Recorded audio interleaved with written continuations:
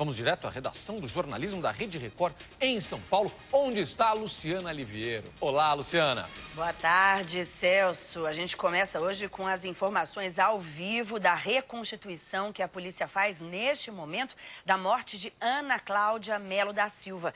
Ela é aquela jovem que foi assassinada a facadas pelo ex-companheiro Janken Ferraz Evangelista, um ex-jogador de futebol que, após o assassinato, pegou o filho e levou para a Bahia, onde acabou sendo preso. Ele continua preso e, segundo a polícia, confessou o crime.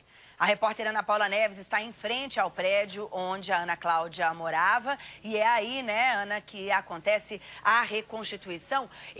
O Janken, havia uma grande dúvida hoje pela manhã se ele participaria ou não, uma decisão dele. E aí, ele foi ou não foi? Oi, Luciana, boa tarde a todos. Olha, a reconstituição começou por volta das 11 horas da manhã e Janken está participando, sim, desse procedimento. Ele é réu confesso, segundo a polícia, como você bem disse, do assassinato da ex-mulher Ana Cláudia Melo da Silva. O Janken chegou algemado, foi trazido pela polícia, porque ele cumpre pena. Na verdade, ele aguarda o julgamento na cadeia de Pinheiros, foi trazido aqui pela polícia, portanto, já está no interior do apartamento no 4º andar, onde o crime aconteceu na noite de 22 de março. E neste momento a reconstituição é feita, Luciana, um procedimento que deve durar pelo menos até o fim da tarde de hoje. E agora eu converso com o advogado da família, doutor José Beraldo, que vai falar para nós detalhes desse procedimento que acontece no interior do apartamento. Doutor, há uma contradição entre o que a defesa alega e a acusação. Janken diz que agiu em legítima defesa, falando inclusive que foi machucado por Ana Cláudia. Quais são as constatações do laudo do Instituto Médico Legal? Veja bem, essa é a preocupação da CRIMESP.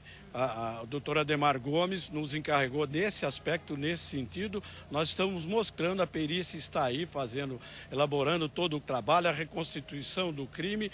Foram 4 facadas no pescoço, uma delas chegou a aparecer até a campainha, me permita assim, da garganta da infeliz vítima, 10 facadas na mão direita, 8 facadas na mão esquerda e uma facada no abdômen. Isto não é legítima defesa, isto é um crime cruel, este é um crime cometido com requintes de crueldade e a CRIMESP se fará presente como assistente de acusação nesse aspecto. Doutor José Beraldo, então foram 23 facadas, segundo o laudo do Instituto Médico Legal. A acusação não contesta, aliás, esse número, diz que foram menos golpes e que ele agiu em legítima defesa. Para o senhor, então, não houve legítima defesa, foi um crime brutal. Em hipótese alguma, digo isso como criminalista há 28 anos.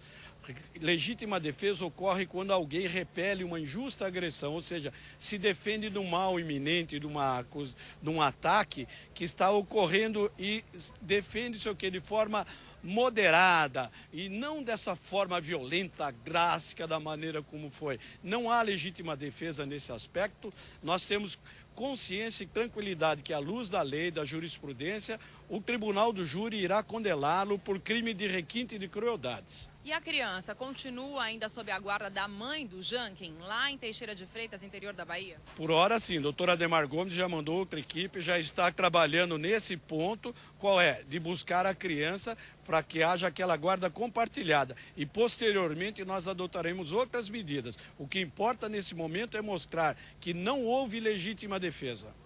Ok, muito obrigada pela entrevista, Luciana. Ana Paula, eu tenho uma dúvida. A gente sabe, pelo que foi dito, na verdade, na época do crime, que essa atitude do Janken teria sido motivada por um telefonema de um jogador de futebol, enfim, Ana, por ciúme.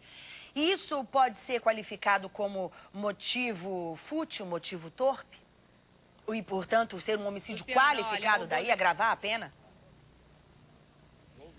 Luciana, olha, o goleiro do Santos, Fábio Costa, ele até deu uma entrevista coletiva à época dos fatos, dizendo que ele tinha contato com a Ana Cláudia apenas para conseguir entradas de graça para ela no jogo, que essa era a única relação dele com a vítima. No entanto, o Janken teria ficado bastante irritado com esse contato e a partir daí teria começado a discussão. Agora, esse fator da ligação ter existido é um determinante para a qualificadora do assassinato? Pelo contrário, nós vamos mostrar que Ana Cláudia, infeliz vítima, foi vítima de um crime cruel. E eu vou ouvir, nós fazemos questão de ouvir o Fábio Costa, goleiro do Santos, e o Ronaldo Fenômeno, no tribunal do júri, para que eles falam da personalidade, porque aquele beijo que foi dado pelo Ronaldo era um beijo de fã, um beijo carinhoso, como o Ronaldo é. Nós iremos ouvir os dois jogadores no plenário do júri. Muito obrigada pela entrevista novamente, Luciana.